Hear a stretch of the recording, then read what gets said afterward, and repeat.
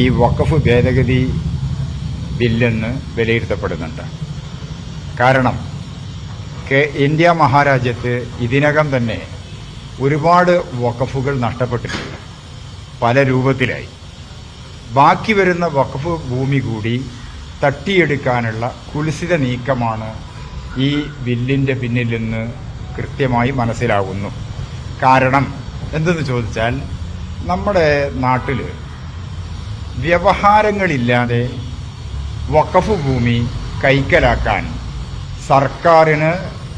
സർക്കാർ അനുകൂല സംഘടനകൾക്ക്, സർക്കാർ പ്രൊമോട്ട് ചെയ്യുന്ന സ്ഥാപനങ്ങൾക്ക് അവസരമൊരുക്കുകയാണ് ഈ ബില്ലിലൂടെ സാധ്യമാകുന്നത്. ഉദാഹരണത്തിന്, ജില്ലാ ഭരണകൂടത്തിന് അല്ലെങ്കിൽ ജില്ലാ കലക്ടർക്ക് തർക്കത്തിലിരിക്കുന്ന വഖഫ് ഭൂമിയുടെ മേൽ തീർപ്പ് കൽപ്പിക്കാനുള്ള അധികാരം ഈ ബില്ലിൽ വ്യവസ്ഥ ചെയ്തിട്ടുണ്ട് എന്നാണ് അറിവ്. അതോടൊപ്പം തന്നെ വഖഫ് എന്ന് പറഞ്ഞാൽ തന്നെ അതൊരു മുസ്ലിം സംവിധാനമാണെന്ന് എല്ലാവർക്കും അറിയാം.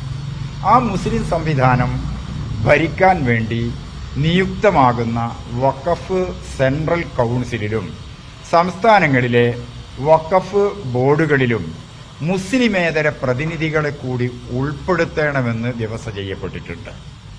വഖഫ് ഭരിക്കുന്ന സ്ഥാപനത്തിൻ്റെ വഖഫ് ബോർഡിൻ്റെ CEO അമുസ്ലിം ആകാമെന്നോ ആയിരിക്കണമെന്നോ അതും പറയുന്നുണ്ട്.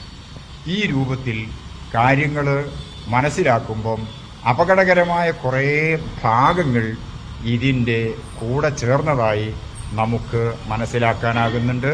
അതുകൊണ്ട് പുരോഗമന ചിന്തയുള്ള ഭരണഘടനാ മൂല്യങ്ങളോട്, അതിൻ്റെ അടിസ്ഥാനങ്ങളോട്, ജനാധിപത്യ സംവിധാനങ്ങളോട് താൽപ്പര്യമുള്ള ഇന്ത്യയിലെ എല്ലാ വിഭാഗം ജനങ്ങളും, അതിൽ മതമില്ല, കക്ഷിയില്ല, രാഷ്ട്രീയമില്ല, ഈ ബില്ലിൻ്റെ അപകടകരമായ ഭാഗങ്ങൾ മുഴുവൻ നീക്കം ചെയ്യണമെന്ന് ആവശ്യപ്പെട്ടുകൊണ്ടിരിക്കുകയാണ്. ഒപ്പം വഖഫ് ബോർഡിലേക്കും വഖഫ് സെൻട്രൽ കൗൺസിലിലേക്കും എലക്ഷന് പകരം തീർത്തും നോമിനേഷൻ എന്നതുകൂടി വ്യവസ്ഥ ചെയ്യുമ്പം ഇഷ്ടക്കാരെ തിരികെ കയറ്റിയിട്ട് വഖഫിൻ്റെ ചൈതന്യത്തെ നശിപ്പിക്കാനും അതിന് സാധിക്കും. ഓറൽ വഖഫ് പാടില്ല എന്നാണ് പറയുന്നത്. മതനിയമപ്രകാരം, ശരീഅത്ത് നിയമപ്രകാരം വഖഫ് എന്ന് പറയുന്നത് അതൊരു വിശ്വാസത്തിൻ്റെ ഭാഗമായി സ്വീകരിക്കുന്ന മനസ്സാണ്. അതിനെ നിയ്യത്തെന്ന് നമ്മൾ അറബിയിൽ പറയും, നിശ്ചയമെന്ന് മലയാളത്തിലും വിളിക്കാമെന്ന് തോന്നുന്നു. ഏതായിരുന്നാലും ഈ കാര്യങ്ങൾ വെച്ച് നോക്കുമ്പം നമുക്ക് മനസ്സിലാകുന്നത് ഓറൽ വഖഫ് ആയി ഇന്ത്യയിൽ ഒരുപാട് വഖഫ് ഭൂമികളുണ്ട്. രേഖകളില്ലാത്ത ബൈ യൂസറായ ധാരാളം വഖഫ് സ്ഥാപനങ്ങളുമുണ്ട്.